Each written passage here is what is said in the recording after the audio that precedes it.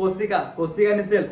Bio विज्ञान के कोशिका एक चैप्टर जो सबसे लंबी चैप्टर है, ये चैप्टर बहुत ही इंपॉर्टेंट चैप्टर है, परंतु हम आज आपको बताने वाले हैं कॉन्सेप्ट बाय कॉन्सेप्ट के माध्यम से। चलिए स्टार्ट करते, देखिए किस तरह होता है इस चैप्टर में। ठीक है, कोशिका का जब टेक्निकल नाम क्या है, साइटो। कोशिका का टेक्निकल नाम साइटो है ना। और कोशिका का जब अध्ययन कीजिएगा तो उसे उसका भी कुछ अलग नाम है। क्या नाम है? साइटोलॉजी। कोशिका का अध्ययन करते हैं तो उसका नाम क्या दिया गया? साइटोलॉजी दिया गया है ना। और कोशिका की खोज किसने किया था? ये जनक। कोशिका का सर्वप्रथम खोज किसने किया था? एक क्वेश्चन हर एग्जाम में पूछा जाता है ना। कोशिका खोज किसने? रॉबर्ट हुक ने। कोशिका खोज किसने किया? रॉबर्ट हुक ने। कब क्या था? 1665 ईस्वी में क्या था ना। और ये सर्वप्रथम, परंतु इसको मृतक कोशिका मिला था, इसको जीवित कोशिका नहीं मिला था। ये सूक्ष्मदर्शी से देखा गया। और ये जीवित कोशिका खोज सर्वप्रथम किसने किया था? एंटोनिक वन हक ने ना, लीवन हक ने। एंटोनिक लीवन हॉक ने सर्वप्रथम जीवित कोशिका खोज किया था। परंतु कब क्या था? 1674 ईस्वी में क्या था ना, ईस्वी में क्या था? कौन क्या था? सर्वप्रथम जीवित कोशिका खोज किसने कौन किया था? ये देखिए क्या लिखा है? एंटोनिक वन लीवन हॉक ने किया था। याद रखिएगा, कॉपी में नोट कर लीजिए ना। कोशिका का सिद्धांत, कोशिका का सिद्धांत किसने दिया था? कोशिका का सिद्धांत जो होता है ना, कोशिका कोई भी डेफिनेशन या कोई भी सिद्धांत, तो कौन दिया था? देखिए एमजे सोलाइटन ने दिया था। क्या इसका सिद्धांत क्या था? देखिए हमारे शरीर छोटे छोटे कणों के माध्यम से बना होता है, उस कण को के बारे में यह सिद्धांत दिया था। कोशिका सिद्धांत कौन दिया था? देखिए एमजे सोलाइटन ने दिया था ना। जैसे यदि कोशिका के छोटी कोशिका बड़ी कोशिका की बात किया जाए तो देखिए कोशिका सबसे छोटी कोशिका, सबसे छोटी कोशिका क्या नाम है? सबसे छोटी कोशिका का नाम है प्लाज्मा। सबसे छोटी कोशिका का नाम है प्लाज्मा। यदि बड़ी कोशिका की बात किया जाए तो शुतुरमुर्ग का अंडा होता है। सबसे बड़ी कोशिका शुतुरमुर्ग का अंडा होता है ना। और मानव शरीर की बात किया जाए तो सबसे छोटी कोशिका शुक्राणु होता है। शुक्राणु यानी फीमेल में पाया जाता है। मानव शरीर की सबसे छोटी कोशिका शुक्राणु, यह फीमेल में पाया जाता है ना। और यदि बड़ी कोशिका की बात की जाए तो अंडाणु, जो मेल में पाया जाता है, इसलिए नाम है अंडाणु है ना। और लंबी कोशिका, छोटी कोशिका, बड़ी कोशिका की बात की जाए तो इसकी बात की जाए तो लंबा कोशिका तंत्रिक कोशिका होता है, जो ब्रेन में पाया जाता है ना। और चलिए कोशिका झिल्ली के बारे में बताते हैं। कोशिका झिल्ली के डेफिनेशन देखिए, कोशिका के वो सभी अवयव एक झिल्ली के द्वारा घिरे रहते हैं। इस झिल्ली को कोशिका झिल्ली कहते हैं। तो कोशिका झिल्ली एक अवयव के द्वारा घिरे रहते हैं, उस झिल्ली को कोशिका झिल्ली कहते हैं। और देखिए बताते हैं, यह जंतु तथा पादप दोनों पाया जाता है। यह जंतु तथा पादप दोनों पाया जाता है। यह कोशिका के अंदर बाहर आने वाले पदार्थ को नियंत्रण करता है। देखिए कोशिका के अंदर आता है जाता है, उस पदार्थ को नियंत्रण के कार्य कौन करता है? कोशिका झिल्ली करता है ना। इसमें कार्बोहाइड्रेट तथा प्रोटीन दोनों पाया जाता है। इसमें कार्बोहाइड्रेट तथा प्रोटीन दोनों पाया जाता है ना। और कोशिका झिल्ली के अर्ध प्रोग्राम है। देखिए कोशिका वृत्त के बारे में बताते हैं। ये केवल पादपों में पाया जाता है। कोशिका वृत्त कहाँ पाया जाता है? ये सिर्फ पादपों में पाया जाता है, जंतु में नहीं पाया जाता है ना। और देखिए कोशिका सेलुलोज से बनी होती है। कोशिका किससे बनी रहती है? सेलुलोज से बनी होती है ना। और ये कोशिका की निश्चित आकार और आकृति को बनाने में सहायता करती है। कोशिका वृत्त कार्य क्या होता है? यह केवल उसके आकृति, पादप की आकृति और उसके आकार को बनाने में सहायता करती है। और दूसरा पॉइंट देखते हैं, यह पेड़ को गढ़ता प्रदान करती है। ठीक है, कोशिका वृत्त पेड़ को कठोरता प्रदान करती है। मतलब जो पेड़ होता है ना, उसको मजबूत, स्ट्रॉन्ग जिसे कहते हैं, उसको मजबूत बनाने की सहायता कौन करती है? कोशिका वृत्त। इससे कार्य क्या होता है? इसे कोशिका के बारे में बताते हैं। केंद्र की जला है। कोशिका में जो केंद्र होता है उसे इसी खोज करता कौन किया था? केंद्र की खोज कौन किया था? रॉबर्ट ब्राउन ने। कब किया था? 1831 ईस्वी में। इसकी डेफिनेशन यदि परिभाषा की बात किया जाए तो देखिए, यह कोशिका के मध्य के एक रचना होती है।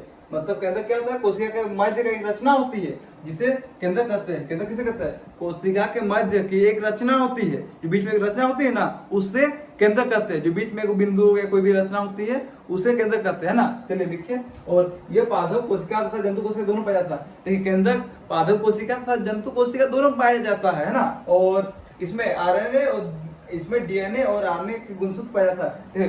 केंद्रक में डीएनए और आरएनए के गुणसूत्र पाया जाता है ना। और नेक्स्ट पॉइंट क्या है? यह कोशिका का सबसे प्रमुख अंग है। देखिए यह है ना, मतलब केंद्रक कोशिका का सबसे महत्वपूर्ण अंग है, क्योंकि यह कोशिका के प्रबंधक के रूप में कार्य करता है, यानी नियंत्रण कार्य करता है। कोई भी चीज गाड़ी चलाते हैं तो नियंत्रण कौन करता है? ब्रेक। उस टाइप का ही यह नियंत्रण कार्य करता है। देखिए, और इसमें कोशिका का दिमाग आता है। देखिए ये केंद्रक है ना, जो कोशिका का दिमाग, केंद्रक क्या कहते हैं? कोशिका का दिमाग कहा जाता है। तो राइबोसोम के बारे में बताते हैं। देखिए राइबोसोम के बारे में बताते हैं, यह पादप तथा जंतु में दोनों पाया जाता है। राइबोसोम पादप तथा जंतु दोनों पाया जाता है ना। और देखिए एक इसे खोज कौन किया था, जॉर्ज ई फ्लेड ने किया था। इसे खोज करता कौन था, जॉर्ज ई फ्लेड ने किया था, है ना। देखिए फिर से, यह कोशिका के सबसे छोटा अंग है। राइबोसोम क्या है, राइबोसोम कोशिका का सबसे छोटा अंग है। अंग तो कोशिका रहता है ना, देखिए मान लीजिए कोशिका है, कोशिका है, इस कोशिका का सबसे छोटा अंग ये राइबोसोम है। राइबोसोम सबसे छोटा अंग कहा जाता है ना। फिर से राइबोसोम न्यूक्लिक एसिड से बनी होती है। राइबोसोम जो रहता है ना, न्यूक्लिक एसिड से बना होता है ना। और इसे प्रोटीन की फैक्ट्री कहा जाता है। देखिए राइबोसोम जो रहता है उसको प्रोटीन की फैक्ट्री कहा जाता है। क्वेश्चन में हमेशा पूछा जाता है कि प्रोटीन की फैक्ट्री किसे कहा जाता है, तो आप बोलेगा प्रोटीन की फैक्ट्री राइबोसोम को कहा जाता है। किसको कहा जाता है, प्रोटीन की फैक्ट्री किसको कहा जाता है, राइबोसोम को कहा जाता है ना। और इसका मुख्य कार्य प्रोटीन को संश्लेषण व्यवस्था के प्रकार होता है ना। इसका मुख्य कार्य प्रोटीन का संश्लेषण करना होता है।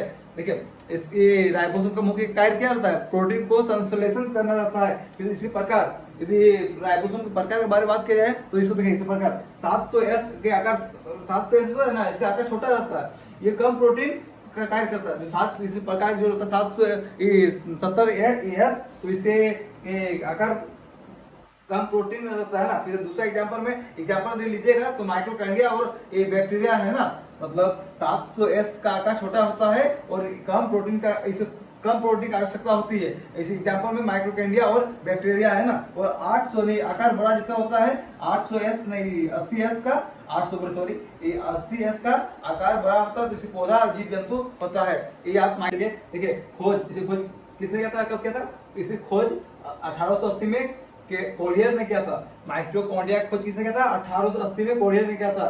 कहां पर किया था, कीटों की रेखित पेशियों में किया था।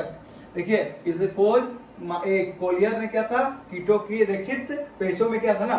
यह देखिए माइटोकॉन्ड्रिया का ये कोशिका के द्रव में पाया जाता है। कहां पाया जाता है, कोशिका के द्रव में पाया जाता है। माइटोकॉन्ड्रिया कहां पाया जाता है, कोशिका के द्रव में पाया जाता है ना। यह इसे आकार गोलाकार तथा सूत्रकार होता है। इसका आकार गोलाकार एवं सूत्रकार होता है ना। और यह माइटोकॉन्ड्रिया दोहरी झिल्ली में से घिरे होते हैं। माइटोकॉन्ड्रिया कहां पर घिरे होते हैं, दोहरी झिल्ली रहता है ना, तो कोशिका का दोहरी झिल्ली रहता है, वहां पर घिरे रहता है ना। इसे तथा इसकी उभर की पेस्ट्री कहते हैं। और इसे पावर हाउस भी कहते हैं। माइटोकॉन्ड्रिया को पावर हाउस कहा जाता है। क्या कहा जाता है, पावर हाउस। यह ऊर्जा उत्पन्न करती है। माइटोकॉन्ड्रिया को पावर हाउस कहा जाता है तथा यह ऊर्जा उत्पन्न करती है। क्या उत्पन्न करती है, ऊर्जा। फिर से इसमें 70S राइबोसोम पाया जाता है। इसमें 70S राइबोसोम पाया जाता है। माइटोकॉन्ड्रिया में क्वेश्चन क्या बनता है, इसे पावर हाउस कहते हैं। माइटोकॉन्ड्रिया को पावर हाउस कहा जाता है। यह उत्पन्न करती है तथा 700 राइबोसोम, 70 राइबोसोम इसमें पाया जाता है ना। और इसे खोज करता कितना, किलो कोलियर ने किया था। बारे बताते हैं, लाइसोसोम की खोज किसने किया था, क्रिस्टोफर ड्यूक ने किया था, है ना। देखिए ये क्वेश्चन में हमेशा पूछा जाता है कि लाइसोसोम की खोज किसने किया था, तो लिखिएगा क्रिस्टोफर ड्यूक ने किया था। यह देखिए ये कोशिका के अंदर पाचन कार्य करता है। लाइसोसोम का कार्य क्या करता है, कोशिका के अंदर पाचन कार्य करता है ना। और देखिए दूसरा पॉइंट क्या है, इसके अंदर पाचन एंजाइम पाया जाता है। लाइसोसोम के अंदर पाचन एंजाइम पाया जाता है। आप कॉपी नोट्स करते चलिए। और देखिए यह कोशिका के अंदर कोई कार्य नहीं करता है, यह उसको नष्ट कर देता है। ये लाइसोसोम के अंदर कोई कोशिका का कोई कार्य नहीं करता, उसको नष्ट कर देता है। और जब पूरी तरह कोशिका कार्य नहीं करता है तो यह फट जाता है, उसी तरह से नष्ट कर देता है। इसीलिए उसे आत्मा का थैली कहा जाता है। लाइसोसोम को आत्मा का थैली कहा जाता है। हर क्वेश्चन में पूछा, हर एग्जाम में पूछा जाएगा कि आत्मा का थैली किसे कहा जाता है। बायो में ये क्वेश्चन बहुत इंपॉर्टेंट है कि आत्मा की थैली किसे कहा जाता है, आत्मा की थैली किसे कहा जाता है। तो देखिए आप बोलेगा कि आत्मा की थैली लाइसोसोम को कहा जाता है ना। गोल्जी कार्य है ना, गोल्जी कार्य के बारे में बताते हैं। देखिए खोज किसने किया, खोज कब हुआ था इसका, 1898 में। किसने किया था, कैमली गोल्जी ने किया था। देखिए ये क्वेश्चन पूछा था, गोल्जी कार्य का खोज कब हुआ था। देखिए 1898 ईस्वी में हुआ था और कैमरी गोल्जी ने किया था। देखिए गोल्जी कार्य, गोल्जी यहाँ पर है, उसका कार्य याद रखिएगा ना। देखिए यह पदार्थ का परिवहन करता है। गोल्जी कार्य का कार्य क्या रहता है, यह पदार्थ का परिवहन करता है, लिखिएगा, अर्थात यातायात में सहायता करता है। इसीलिए इसे यातायात प्रबंधन कहते हैं। इसे क्या कहते हैं, यातायात प्रबंधक कहते हैं। यह नोट्स करते चलिए आप। निर्जीव रचना है राजधानी। राजधानी क्या है, एक निर्जीव रचना है ना। और इसमें तरल पदार्थ भरा होता है, इसमें तरल पदार्थ भरा होता है ना। देखिए इसमें एक ही प्रकार का द्रव पाया जाता है। राजधानी में एक ही प्रकार का द्रव पाया जाता है। किसमें एक ही प्रकार का द्रव पाया जाता है, राजधानी में, है ना। और ये राजधानी जंतु में छोटी होती है। जंतु में राजधानी छोटी होती है ना। राजधानी में जंतु में छोटी होती है और पादप में बड़ी होती है। राजधानी जंतु में छोटी होती है और पादप में बड़ी होती है। तो किसी के बारे में पूछा जाए कि राजधानी की जंतु में कैसी होती है, तो आप बोलेगा राजधानी जंतु में छोटी होती है, पादप में बड़ी होती है। खोज लौह की खोज किसने किया था, हक्कल ने किया था। कब किया था, 1865 में किया था। कब किया था, लौह का खोज किसने किया था, हक्कल ने किया था, 1865 ईस्वी में किया था। यह केवल पादप में पाया जाता है। लौह केवल पादपों में पाया जाता है, जंतु में नहीं पाया जाता है ना। देखिए इस यह 3 प्रकार के होते हैं। लवक कितने प्रकार के होते हैं, 3 प्रकार के। फर्स्ट हरित लवक, अवनित लवक और वनित लवक। आपको क्वेश्चन हमेशा पूछेगा कि लवक कितने प्रकार के होते हैं, तो आप बोले आंसर में आप लिखिएगा 3 प्रकार का। आपको कॉपी नोट्स करते जाइए। अच्छा एक बच्चा कह रहा है कि कोई शायरी भी नहीं बोल रहा है। अरे सुनो, सुनते जाओ, एक शायरी तो कह देते हैं कि क्या खूबी है उसमें और क्या कमी है मुझ में, कि क्या खूबी है उसमें और क्या कमी है मुझ में। वो मुझे याद नहीं करती, मैं उसे भूल नहीं पाता। चलिए ठीक है, इसमें देखिए अब इसका डेफिनेशन बताते हुए चलिए नेक्स्ट करते हैं।